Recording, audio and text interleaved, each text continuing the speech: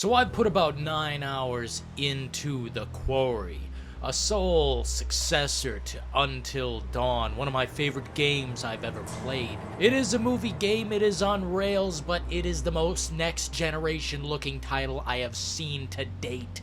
And it is frankly one of those ones that is going to stand in my memory as time goes on.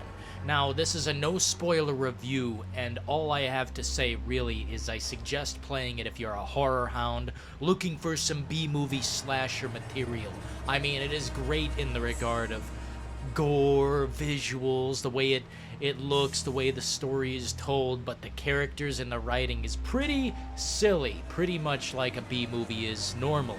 And some of the things they say are so outrageous that sometimes it takes me out of it, but then again, it's one of those games I feel like I can plug right back into in just seconds. It's got the atmosphere, the necessary darkness.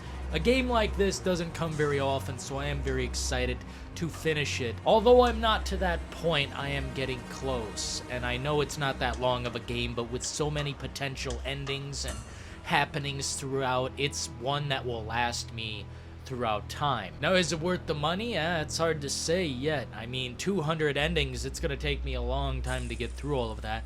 And I am a horror hound. I like gore and violence and these B-movie slashers where the villain is sometimes not as bad as the stupidity of the characters themselves. I find that to be not only hilarious, but also gratifying. Taking control of this character and melding them, molding them into what I want them to be. It's fantastic so far. And there are some big violent moments, and there are a lot of calm ones as well. I think the flow is great. I think there's a perfect amount of content flowing at the point that I'm at.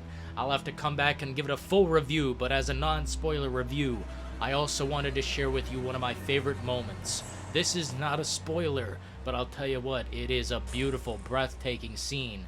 One of the points of the game that stands out to me is a fortune teller woman who you're collecting these cards for.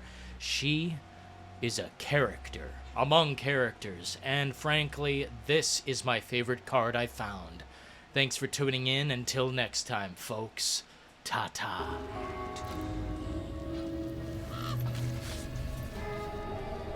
The chariot. At the reins of a chariot, we would all feel safer. Taking control, relying on determination to make our choices. Valiant, but in some cases foolish. Many seek refuge in chariots, but perhaps in some cases they're not as safe as we think they are. And the same question as always. Will you let me show you more?